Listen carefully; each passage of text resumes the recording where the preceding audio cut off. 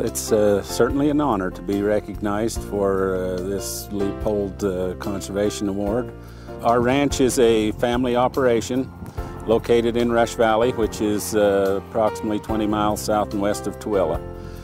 I have two sons involved, and in the operation with me, we're basically a cow-calf operation that is dependent on improved private lands for the bulk of our operation. Our ranch is located in an area where we have a juniper invasion, and over time these juniper have almost taken the country over completely, so we've felt like we needed to do something to get rid of the juniper and to increase our productivity. So we started some practices with, originally started chaining. We've had some wildfires. We've gone in and done several prescribed burns on our ranch. We've reseeded all these areas, given them time to establish themselves, and have found that these juniper lands can be made into very productive rangelands.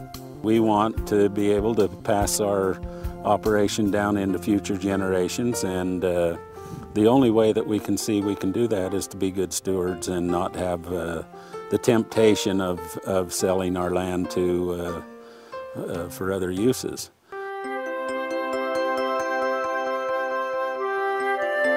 It's been very exciting for us to learn that we were a finalist for the Leopold Conservation Award. We feel it's a very worthwhile award, and we're very excited about it.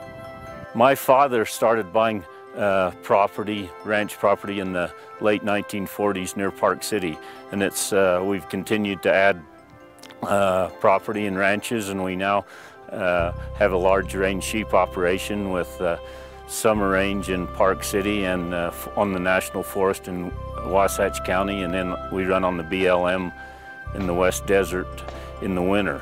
And we have a farm in Delta where we raise corn, alfalfa, and barley, and a feedlot operation where we finish our lambs. In Park City we raise alfalfa and oats. And then we added a recreation component, Red Pine Adventures, where we have about 50 snowmobiles in the winter and take people on tours of the ranch in the winter. And in the summer we have 50 horses and take them on horseback ride tours in the summer. My father at a young age instilled in me the conservation ethic, and he always told me that conservation was the wise use of our natural resources, not the non-use. And so we've always used our resources, but maintained them so that they'd be better for the next generation. And he always taught me that the way to tell what kind of job we were doing grazing our sheep on the mountain in the summer is by the next spring watching the creeks that come out of the snow melt from our summer ranges that we use for irrigation. If those creeks are clean, we've done a good job. If they're running dirty, we're doing something wrong, and we better change our practices. Well, we've always tried to leave it better than it was when it came into our hands, and I think we have done that. We're a third-generation farming ranching operation here in northern Utah. Conservation has been our goal for a number of years, and we're real honored to be the recipients of this Leopold Conservation Award. We run 125 head of cows, 2,500 head of sheep. It's a family operation. My son Brett and his wife are very active in this operation. As a matter of fact, they're the workhorses, you might say. We have property in the south part of Cache Valley, and we have 2 forest permits in Logan Canyon and 2 on the Grays River in Wyoming. Conservation practices we've done here is concrete ditches and pipelines, as well as laser leveling, and we've done all this as an effort to conserve water, and we have found that our conservation efforts have paid off. Probably, I would have to say that we conserve at least 1/4 of the water over and above what we used to. This windbreak behind me is a fair example of some of the conservation efforts we've made. We planted this windbreak for protection for wildlife, and in so doing, why it's protection for lambs here in the wintertime, the drifting snow, and it's served us very well.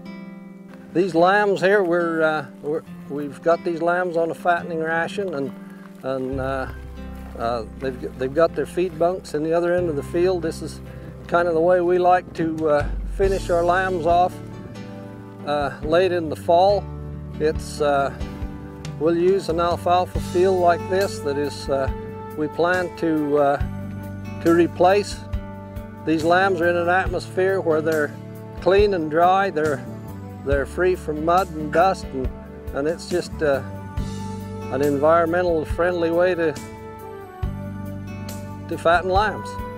On our ranch we have 9 different state-sensitive species on our ranch. I won't take time to list all of those, but one of them is a sharp-tailed grouse. We have we call it Birdie Day, where we invite the public to come up and look at the sharp-tailed grouse during their springtime mating ritual on the lek. We feed them breakfast afterward, and it's a great chance to mingle with these people. There's ranchers and environmentalists all there together, and we share a common interest there.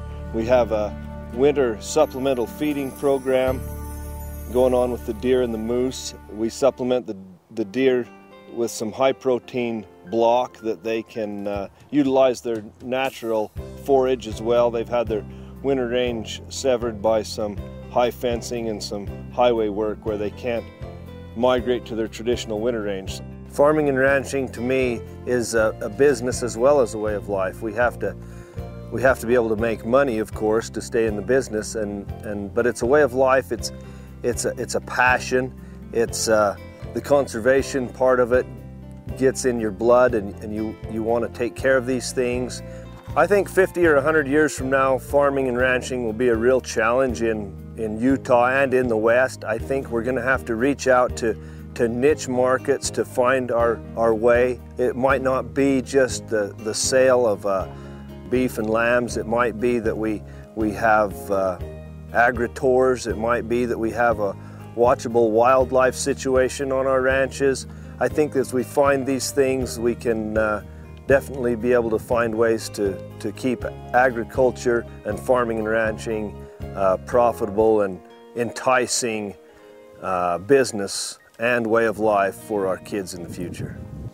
Marrying somebody in the ranching and farming industry, where I came from a non-farming industry, from the city, has been quite an extraordinary experience for me. I didn't know where the hamburger and the beef and the products that we raise on the ranch actually came from, and I'd like to see that more implemented in the schools, where the kids, the #1 answer for where does chocolate milk come from, it's a brown cow. I'd like them to be able to know exactly where their products that they're eating come from. I spent 25 years working for Farm Service Agency. I saw the farmers and the ranchers come in. I saw the amount of time that they spent. Their wives can lean so much to them to come to a UACD convention.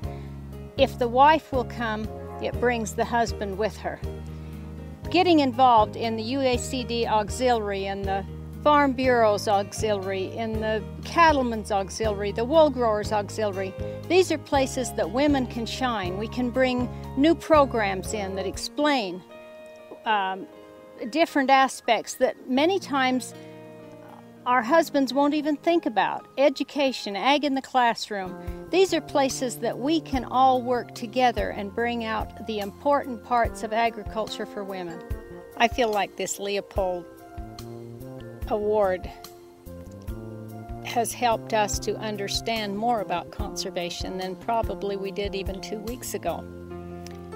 As I look back at our raising our children, it wasn't a lot of vacations and going here and going there, but there was a lot of times when we spent time on the range at 4 Mile or building fence on the Deweyville Mountains. And I have to think back at the times that Laura's brought dinners to us and lunches to us when we were docking lambs, marking calves, planting grain, whatever. Why, It's been an association that we've grown together, we've lived together, we've grown together, and for this Leopold Award, I won't say it's a climax, but it's surely a treat to us to receive this award.